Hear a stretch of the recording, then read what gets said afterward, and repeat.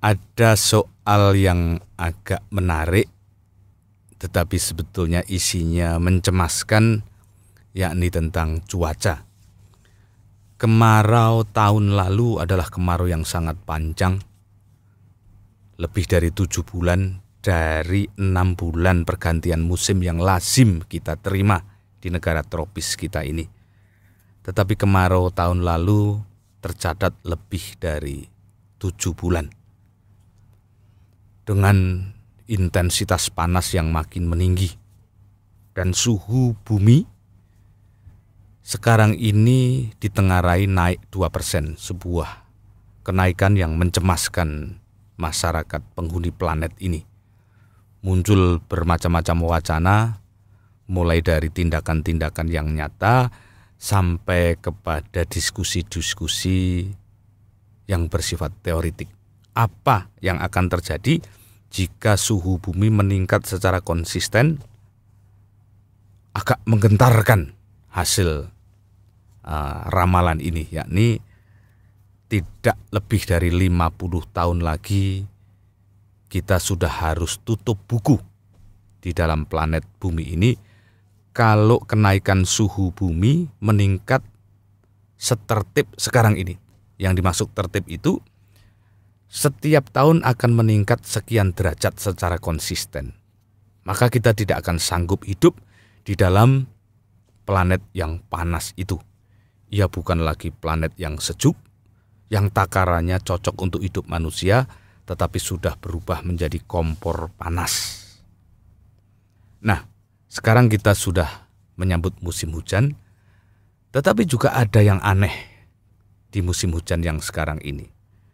Bahwa ia sudah mengirim banjir seperti lazimnya musim-musim hujan yang jamak terjadi, ya, di beberapa titik-titik tertentu.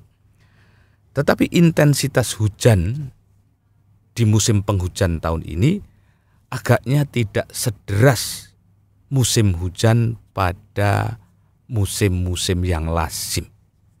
Saya mencatat di bulan Januari yang biasanya curah hujan terjadi sangat tinggi, Desember dan Januari itu ledakan hujan tertinggi, minimal di kota saya ledakan itu seperti tidak terjadi. Malah di puncak musim hujan itu ada sehari, 2 hari, dan nyaris 3 hari yang kosong dari hujan.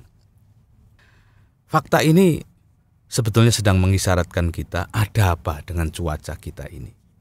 Makin hari cuaca kita makin menghadapi apa yang disebut anomali.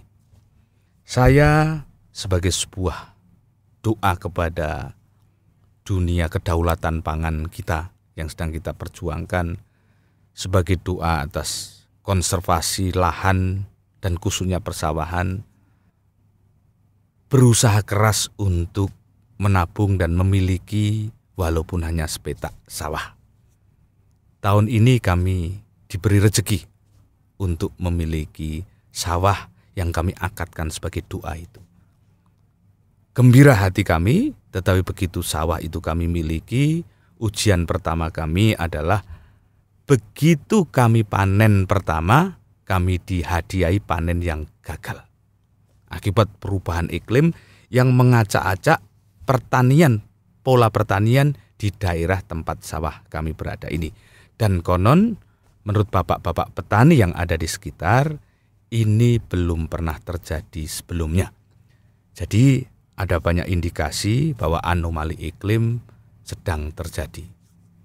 Sedulur-sedulur saya, apa sebetulnya pesan dari itu semua?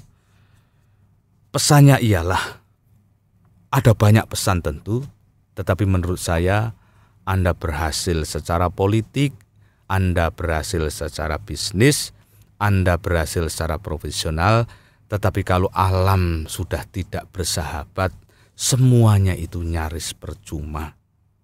Sekarang ini mari kita tinjau seluruh kelakuan kita. Apakah kalau kita ini sukses karena pabrik-pabrik kita? Benarkah AMDAL pabrik kita itu sudah memenuhi syarat seperti yang kita harapkan? Kalau kita ini seorang profesional, misalnya penjaga hutan, pengawas sungai, atau pengawas eksplorasi air tanah, adakah kita benar-benar sudah mengawasi seperti mandat yang dijatuhkan kepada kita? Adakah kita malah berkolusi kepada penyimpangan-penyimpangannya? Kalau kita pegawai negeri kebetulan sedang menjadi pengurus perizinan tata ruang, adakah tata ruang yang kita awasi itu adalah tata ruang yang semestinya? Bukan tata ruang yang melanggar aturan, tetapi kita izinkan karena ada unsur kita di dalamnya yang ikut membengkokkan kelurusan-kelurusannya. Jadi ada soal-soal yang begitu darurat di sekitar kita ini, bukan hanya untuk Anda dan saya. Karena kalau Anda sudah seumur saya, sudah di atas 50 tahun, waktu kita tidak banyak lagi. Jadi bumi mau begini mau begitu, mungkin kita sudah mati. Tetapi anak-anak kita, cucu-cucu kita akan membayar apa yang kita perbuat.